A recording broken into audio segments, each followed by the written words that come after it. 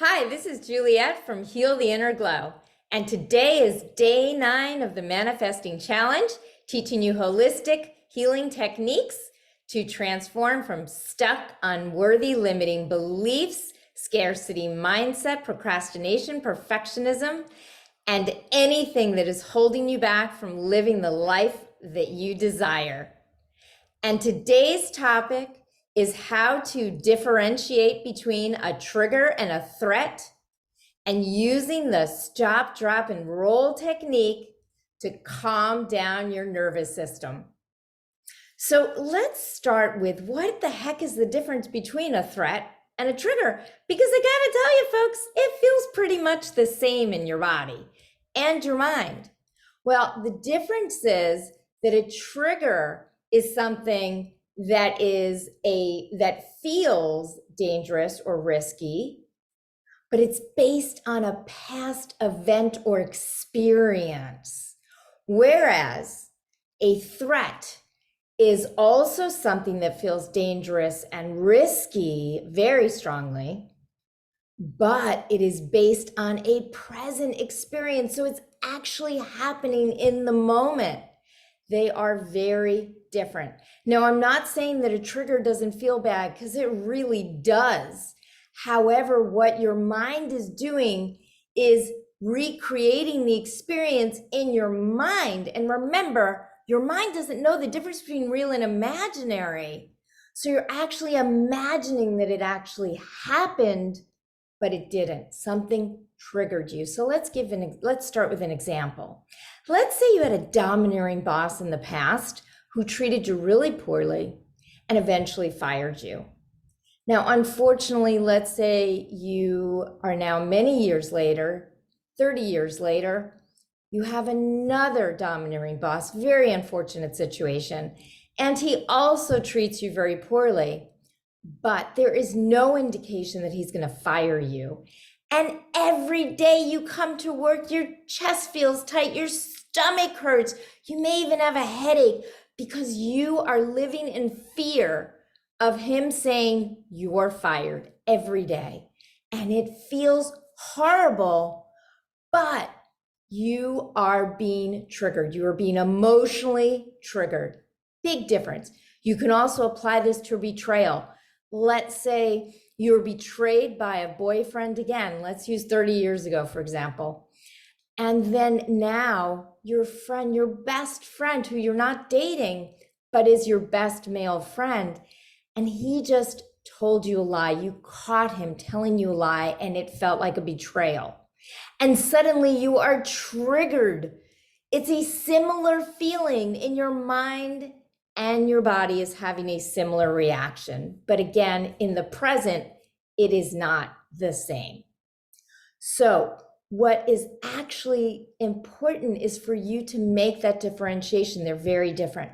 Now, our minds, for survival, we have what's called a negativity bias, which means we are on high alert at all times to differentiate, is something actually negative? And we notice the negative far more than the positive. No matter how positive a person you are, it happens to all of us. It's normal. However, we need to figure out what it is. Is it actually a threat, or is it a trigger? So what we're going to do is we are going to talk about the stop, drop, and roll method. Now, the reason it was named stop, drop, and roll is it is based on an old firefighting technique, which is really terrific, by the way, if you've never heard of it. Stop, drop, and roll. Let's say there's genuinely a fire going on in the environment, blazes everywhere. It's a horribly dangerous situation. Firefighters tell us, stop what you're doing because you need to concentrate. Drop to the ground because the air is cooler there. It's going to protect you more. Roll because you want to get away from the situation as quickly as possible. So now apply those same principles to being triggered. Suddenly, our amygdala, which is the part of our brain that alerts us to a threat versus a trigger, very important part of our brain. Okay, our amygdala is on high alert. It's really trying to figure this out. So the first thing we know to do is stop.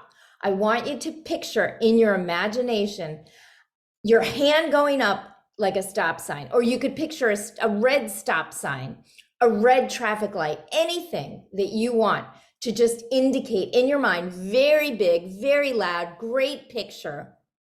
Stop what you're doing, because right now you need to concentrate and you need to figure out, is this a threat or is it a trigger?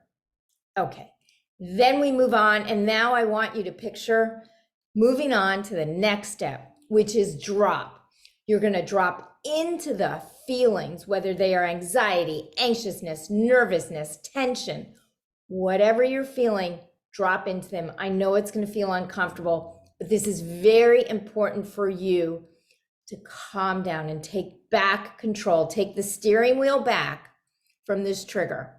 You've identified it as a trigger, so now we're going to take control back. You're going to have a healthy dialogue with the feelings. It may feel silly, but this is really good to do. You're role playing with the feelings, and you are saying, okay, feeling in your mind, what is important for you? What do I need to make you feel safer? What do you need? And then when you figure that out as best you can, even if you get a little bit of information, that's terrific. You hear, okay, I'm feeling really anxious. I just need your full attention. Great. You're going to give that feeling your full attention. You're acknowledging the feeling, and it never wants to be ignored. So now I want you to take a vase, and you're going to picture dropping it on the floor because you just dropped it. Great. Step 3, roll. You're going to roll with that feeling. That's what roll means, rolling with the feeling. So rolling with the feeling means to have a very extensive dialogue now with those feelings. And you're going to get as much information as you can. You're going to put on your detective's cap, and you're really going to find out as much information as you can. So now we're going beyond what you need to the specifics, because as a great detective, what you're trying to figure out is what caused the trigger. That's your main goal. What caused this trigger so I could prevent it or from happening in the future, or lessen the amount of triggering that happens or shorten the time of the trigger. So that's the roll method. Stop, drop, and roll, folks. 3 steps. Stop, drop, and roll. And now that we've done it, I'd love to hear how it felt for you, how long it took for you to calm down, how easy it was for you to use. Leave a comment below and come back tomorrow for day 10 and more holistic healing techniques and tips. And remember, glow, go, let flow.